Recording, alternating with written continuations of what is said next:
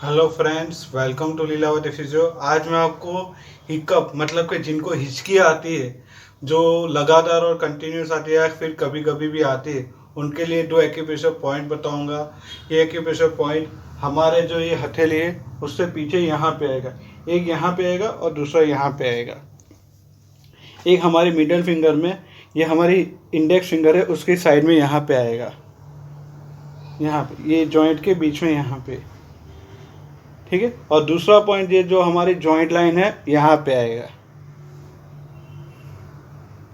ये middle finger की line में यहाँ पे आएगा, ठीक है।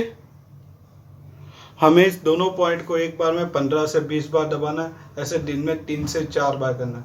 हमें इन दोनों पॉइंट की एनर्जी कम करनी है। इसके लिए बॉल मैग्नेट ले लेना है, जो एक तरफ से येलो रहेगा और एक तरफ से वाइट रहेगा। इसकी वाइट सरफेस स्किन को टच होगी और येलो सरफेस हमें दिखेगी।